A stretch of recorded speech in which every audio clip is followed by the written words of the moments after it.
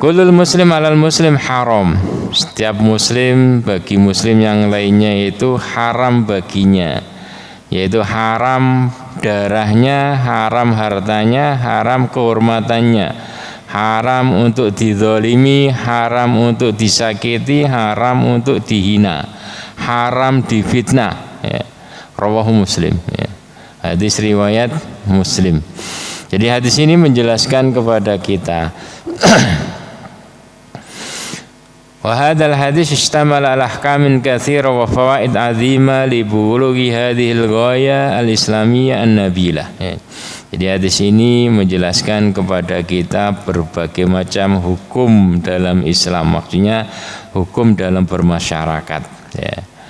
Dan dari situ juga kita akan tahu bagaimana tingginya akhlak Islami, tingginya aturan Islam, sangat indah sekali. Wa himayatuha min kulli aibin aw khadhalin. Dan Islam menjaga, sifatnya menjaga, jangan sampai tatanan Islami, tantangan masyarakat Islami itu dirusak, ya. Hatta la tusbihu al-khuwa kalaman yahtifu bihin nas, ya. Jadi agar terwujud bahwasanya jadi agar terwujud betul bangunan masyarakat yang Islami yang menenteramkan, agar bukan hanya slogan-slogan atau hanya hayalan-hayalan yang jauh dari kenyataan, ya. Maka kalau kita betul-betul menerapkan hadis ini, maka akan terwujud, ya, masyarakat yang Islami, hubungan yang menenteramkan.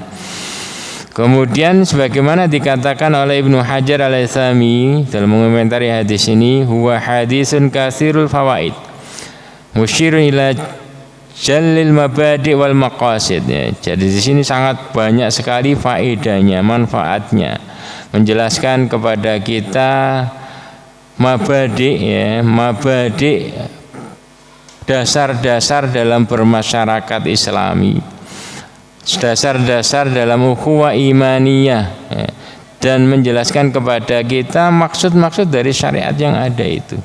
Karena maksud dari syariat yang ada itu adalah menjaga, agar menjaga darah kita, menjaga kehormatan kita, menjaga harta kita. Itu adalah tujuan dari syariat yang ada. Termasuk juga menjaga dari agama kita agar tidak rontok. Agama yang kita bangun, amal soleh yang kita tumpuk, jangan sampai kemudian lenyap begitu saja. Hadis ini punya asbabul wurud, sebab keluarnya, sebagaimana dikatakan oleh Suwaid bin Handhalah. Ia menuturkan kharajna nuridu Rasulullah sallallahu alaihi wasallam wa ma'ana Wa'il bin Hujr. Ya. Jadi kita pergi pengen ketemu dengan Rasulullah sallallahu alaihi wasallam. Waktu itu saya bersama Wa'il bin Hujr, salah seorang sahabat. Di jalan ternyata fa'akhadahu aduun lahu. Kemudian dia ditangkap, namanya Badui. Ya, Badui itu kerjanya begal. Karena padang pasir mau nanam yang enggak bisa, maka kerjanya adalah begal. Kemudian minta tebusan, ya, kerjanya seperti itu.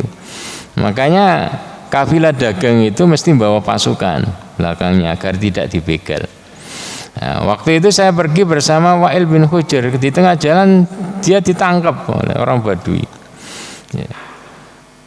Fa'akhadahu aduun lahu fataharrajal qaum ayyahlif. Ada beberapa orang waktu itu sama kami, ya.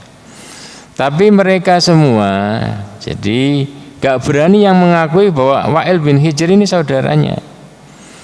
Jadi di Arab itu masih berlaku, ya, masih berlaku perlindungan. Jadi kalau ini kemudian ditangkap atau apa, dia mengatakan saya berada dalam perlindungannya ini, saya ikut kabilah ini atau gini, maka nggak berani dia. Kenapa? Karena kalau ketahuan maka kabilahnya akan datang semua untuk geruduk. Ya. Maka Suwaid ini dikenal, orang dikenal. Para sahabat yang lain nggak berani ngakui Wa'il bin Hujr ini sebagai saudaranya. Maka kemudian saya mengatakan dia saudaraku, maka langsung dilepaskan. Ya. Setelah saya mengucapkan itu, maka dalam hati saya ini beruntang, dia bukan saudara saya, kok saya ngakui dia sebagai saudara. Maka kemudian mereka datang kepada Rasulullah Sallallahu Alaihi Wasallam dan menjelaskan hal tersebut kepada beliau. Ya. Maka beliau kemudian mengatakan, ya, sodakta al muslim akul muslim, ya, engkau enggak dusta, ya. Betul, engkau bersumpah seperti itu bahwasanya Wa'il bin Hujr ini saudara kamu, itu enggak dusta. Kenapa? Karena seorang muslim itu saudara bagi muslim yang lain.